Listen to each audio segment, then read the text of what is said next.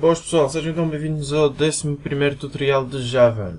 Bem, hoje vamos então ver os operadores de lógicos e ver como é que nós podemos, num só if, verificar mais do que uma condição. Bem, mantive aqui mais ou menos o código da última aula, só que alterei aqui simplesmente para pedir uma nota, e aquilo que nós vamos estar a fazer hoje é verificar se uma nota é válida ou inválida. Então, como é que nós vamos verificar se uma nota... O que é uma nota válida? Uma nota válida é qualquer nota que esteja entre 0 e 20. Todas as notas que estiverem fora de 0 e 20 não são válidas. Então, vamos começar. Como temos que verificar é uma condição, então vamos usar um if, certo? Então, é um if. Mas agora temos duas condições. Nós queremos que seja maior do que 0 e menor do que 20 ao mesmo tempo.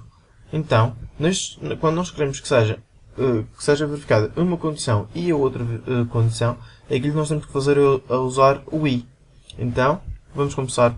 Primeiro dizemos uma das condições, por exemplo, x maior do que 0, e para dizer o i utilizamos dois i's comerciais.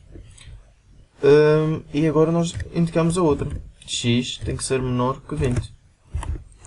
Neste caso, como o 0 e o 20 pertencem ambos às notas válidas, temos que pôr menor ou igual para ele considerar também o 20.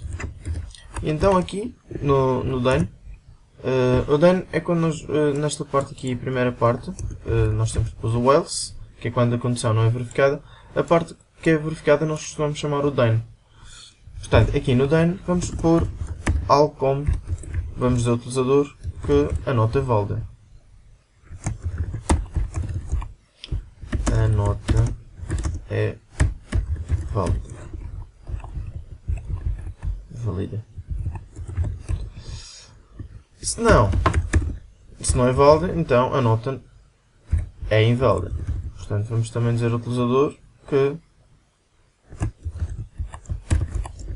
a nota é inválida.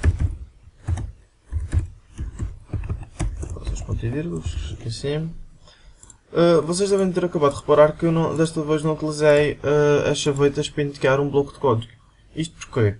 Porque quando nós estamos no then ou no else temos só uma linha de código, não precisamos de colocar as chavetas, porque nós quando colocamos o ponto e vírgula ele vai logo à procura do else. Quando nós temos mais do que uma linha de código, aí temos então que colocar sempre as chavetas. Assim, quando temos pouco código, podemos simplificar muito rapidamente o nosso código e torna-se muito mais fácil de ler sem aquelas chavetas todas. Vamos então compilar agora o nosso programa e ver o que é que acontece durante a execução do programa.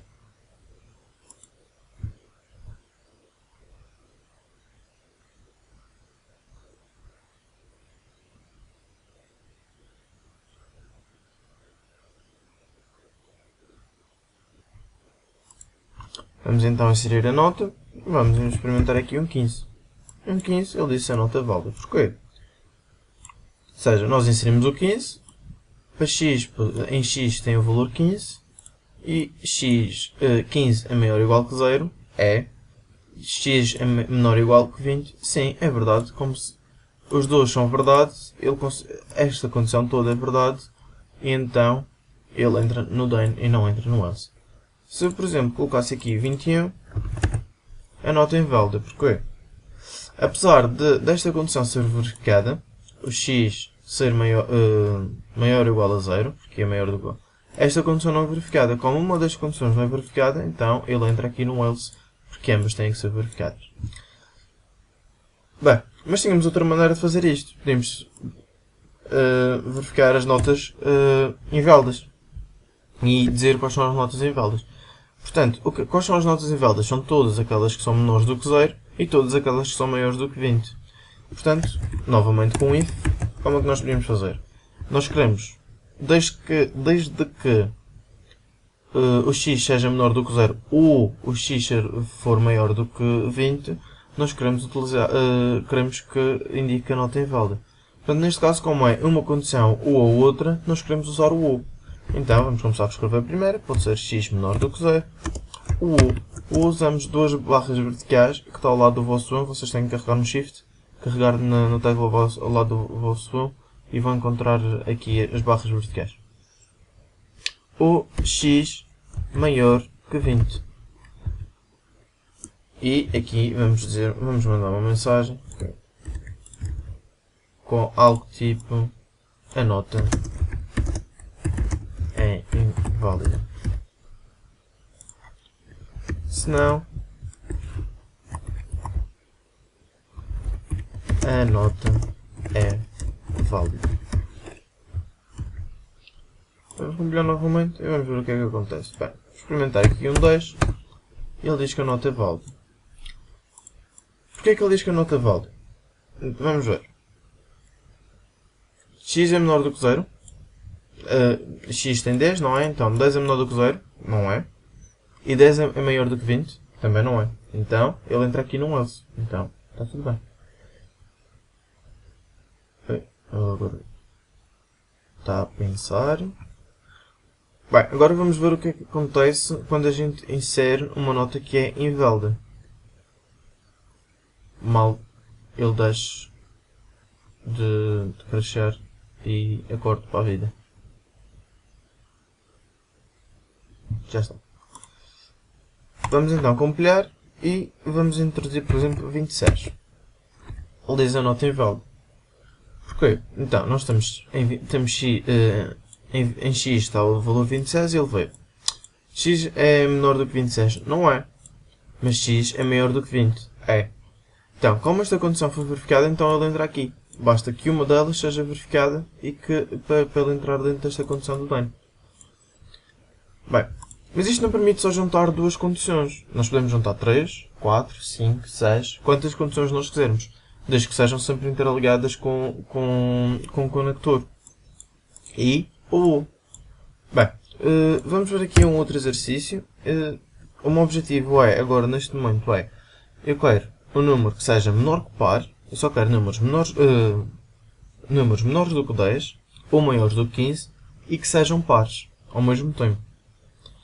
Então, aquilo que eu quero é um valor que seja maior do que 10 ou que seja menor do que 15, x, engana-me aqui, é menor do que 10, maior do que 15, e que ao mesmo tempo seja par. Como é que a gente vê se o número par? Lembram-se do modo? É utilizar o modo. Então fica x, modo de 2, como é que nós... e quanto é que tem que dar este resultado? Tem que dar 0, que é para dizer que é um múltiplo de 2, sem múltiplo de 2 é par. Eu vou mudar aqui, já deixa de ser uma nota, vou pedir só um número. Já não estamos a verificar notas e vou dizer uma coisa como entrou no DEN. Ficarmos a saber que entramos aqui quando a condição é verificada e entramos cá em baixo quando a condição não é verificada. Posso dizer entrou. Pode ser. Ups. Fica para a próxima. Vamos então compilar. Então, se eu só quero os números pares que sejam menores ou maiores, menores do que 10 ou maiores do que 15, se eu inserir o 5, ele tinha que ir para o else, certo? Mas não, ele foi para o then. Porquê? O que é que isto acontece? É muito simples. Apesar das condições serem lidas sempre da esquerda para a direita, nós temos que ter atenção que o i tem sempre prioridade sobre o u. Portanto, em vez de a gente estar a ver os números menores do que 10 ou maiores do que 15 que sejam pares, nós estamos a ver todos os números menores do que 10 ou qualquer número maior que 15 que seja par. Porquê? Como temos o i deste lado, primeiro é executada esta condição aqui e só depois então é que adicionada esta condição a toda esta condição. Como nós queremos que isto aqui seja verificado primeiro, temos que utilizar parênteses. E aí então ele vai fazer corretamente. E quando eu inserir o 5, ele vai dizer, ele fica para a próxima. Se eu agora inserir o 4, ele já vai dizer que entrei no then. Se eu introduzir algo como o 20, ele vai dizer que entrei no then. Um pormenor. Vocês já se calhar começaram a reparar que isto começa a ficar assim um bocado complexo assim dos parênteses e torna-se um bocado complicado de ver. É muito simples. quando nós estamos em cima do parente, à frente do parênteses, ele mostra sempre um bocadinho, com um bocadinho de relevo qual é o parênteses que está a abrir ou a fechar. Por exemplo, neste caso, abri um parênteses, ele diz qual é o parênteses que está a fechar, que é este. Se eu estiver aqui atrás, então ele está a dizer que é este parênteses que está a fechar. No mesmo caso aqui, estou aqui, ele diz que este está a fechar. Portanto, é muito simples então encontrarmos os parênteses que abrem e fecham cada um deles de uma forma muito rápida e simples e sem termos a andar a contar e a perder muito tempo com isso. Bem, em relação aos operadores lógicos é isto, vamos ficar por aqui e na próxima aula vamos ver como é que nós podemos ligar dois ifs e fazer, em vez de ter só um if e um else, termos um if, um else e depois termos mais um if e mais um else e mais um if e mais um else e assim por aí adiante. Bem, então vemos no próximo vídeo. Fiquem bem.